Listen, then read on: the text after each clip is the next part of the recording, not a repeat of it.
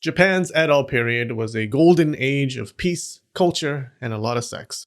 The red light district of the capital bustled with men from all over paying top dollar for women who hated them. Now that's all well and good, but what about the other kind of sex? The kind between two males. Did that exist? You betcha. You'll be happy to know that that did exist, and it was fascinating.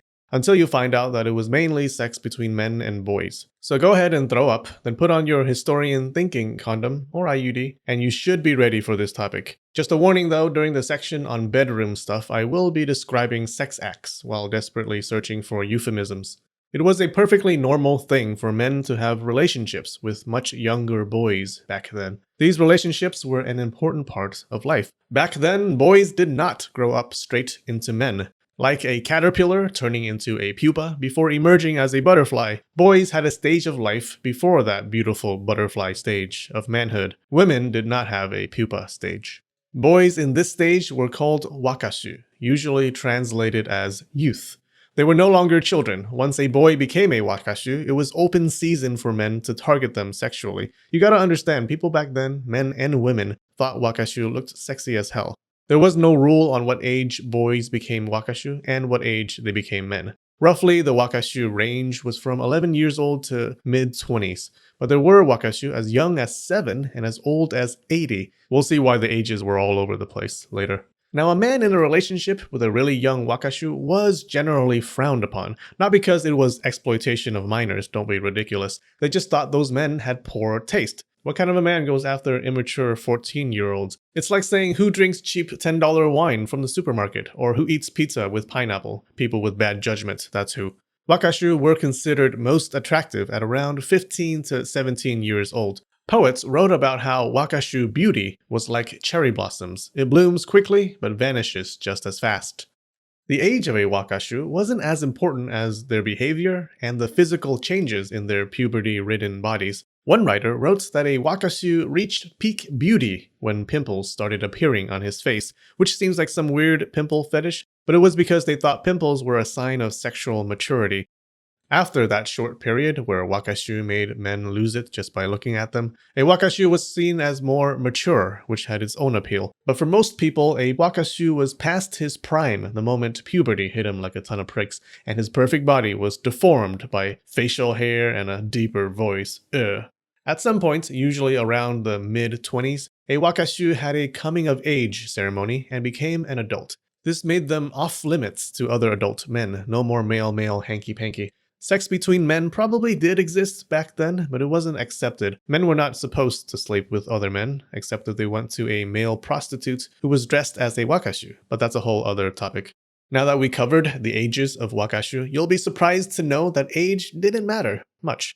These days, we determine adulthood by age. In most places, before 18, you're a child, and when you reach 18, you're a child with acne. No, you're an adult, theoretically.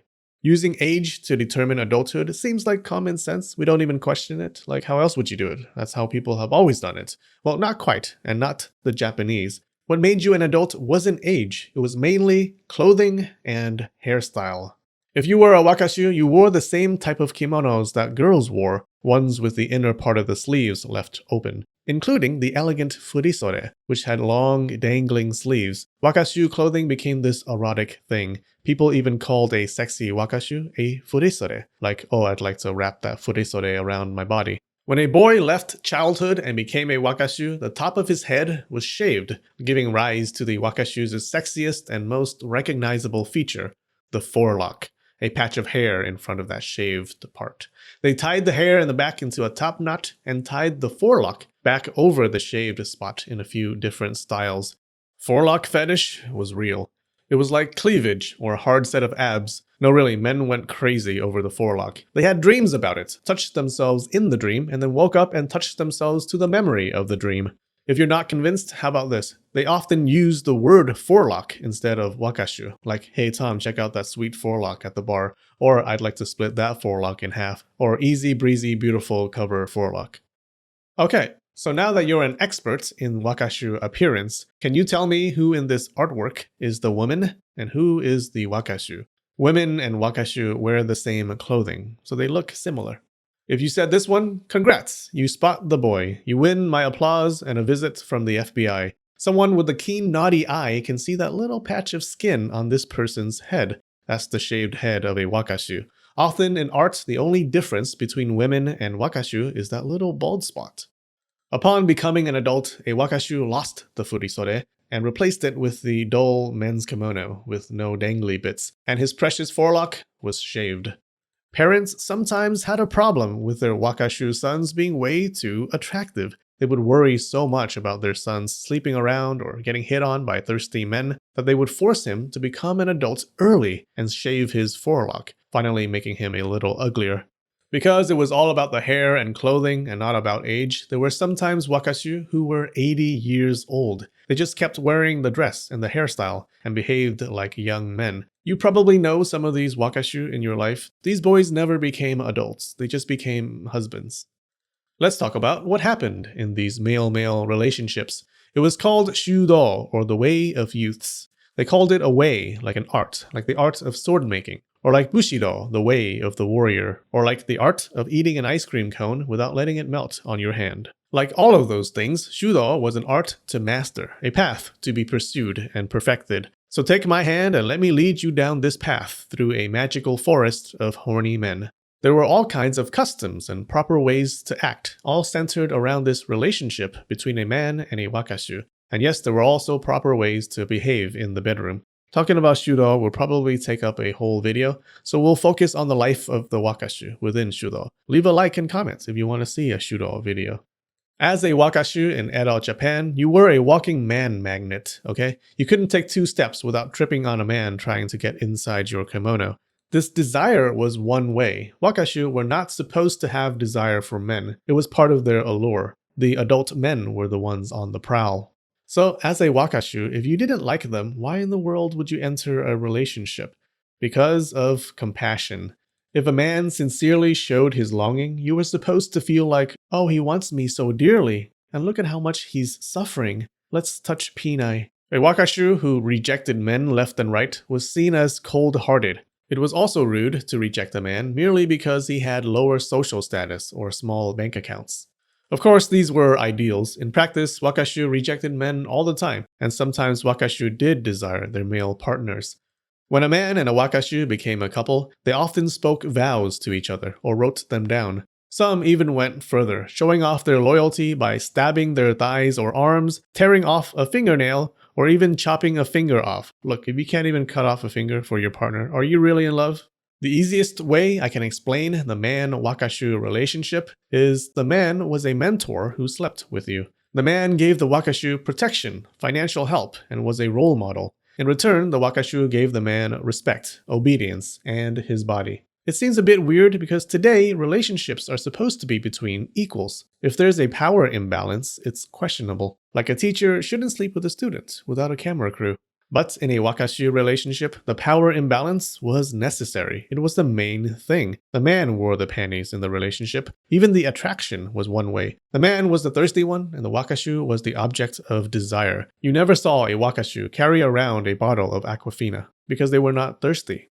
Let's talk about bedroom stuff. Yeah, they did have sex. This shows why some historians have called wakashu a third gender. In the Edo period, they split the types of people who could have sexy time into men, women, and wakashu. It was a sex triangle, and who doesn't love triangles? Now, you gotta be careful not to picture a wakashu as a stereotypical flamboyant gay man. No, their attractiveness was more masculine than feminine. Shudō was associated with warriors and strength and poking things with sticks. A wakashu was supposed to stay faithful to his partner, and the man was supposed to stay faithful to his own needs, so he could sleep around. But the wakashu could sleep with other women or other wakashu. A wakashu's partner in bed was expected to be older than him. The main sex act in a Shudō relationship was through the bum, with the adult man being the penetrator and the wakashu being the penetratee. It was never the other way around. This was very important. Only weirdos did it the other way around. Some rarer acts included putting the man's sexcalibur between the wakashu's thighs instead of full-on insertion, but everyone agreed that the real thing was better, and a wakashu sometimes used his hands on his partner in preparation for the main course. Oral didn't seem to be a thing, at least it wasn't encouraged. Oh, they also kissed. The man was supposed to be the one in charge, the one enjoying the whole ordeal, and it was an ordeal. for the Wakashu. The Wakashu was not supposed to enjoy it, not because the man went out of his way to hurt him or anything, but because the conventional wisdom was that using the butt to import any foreign object was generally unpleasant. The person receiving it only did it for duty, for affection, or for money. Writers often went on and on about the pain and suffering of being a bottom. One lord remarked that a tyrannical government was like butt play. The people at the top had fun while the ones at the bottom suffered. He later went on to have 2 Netflix comedy specials. In art, when a man is engaged in healthy coupling with his wakashu, the wakashu's penis is usually not shown because it wasn't important. It wasn't even supposed to be hard. Getting hard as a wakashu was a bit embarrassing. Usually when it is shown, it's being used as an extension of the man's own penis, like when the wakashu was in between a man and a woman. Now, there were people who enjoyed someone driving the opposite way on their one-way street, but those people were called weird. As you can see, there was a lot of sex talk, but sex was not what defined wakashu relationships. Sex usually happened maybe once a year to a wakashu, so pretty infrequently, or frequently for some of you. In some cases, the couple didn't sleep together at all. There was a difference between mere sex and Shudō. Ideally, the relationship was about mentoring a youth into adulthood. One writer criticized men who slept around with a bunch of wakashu, saying these men did not follow Shudō, they just wanted to sleep around. The wakashu, this whole stage of life for boys, disappeared during the Meiji period. As Japan modernized, the Meiji government pushed to get rid of the old clothing and hairstyles. Since clothing and hairstyle were the 2 things that defined the wakashu, as those disappeared, the wakashu also disappeared. But fear not, something from the wakashu times may have survived in the modern day. The look of the bishonen, or beautiful boy. I hear the ladies are into it. For more videos on this topic, check out the videos on the right. I'll see you there. We have a new patron this week, Gargool, a powerful demon lord, I think. Alright, I love you, and spread the knowledge.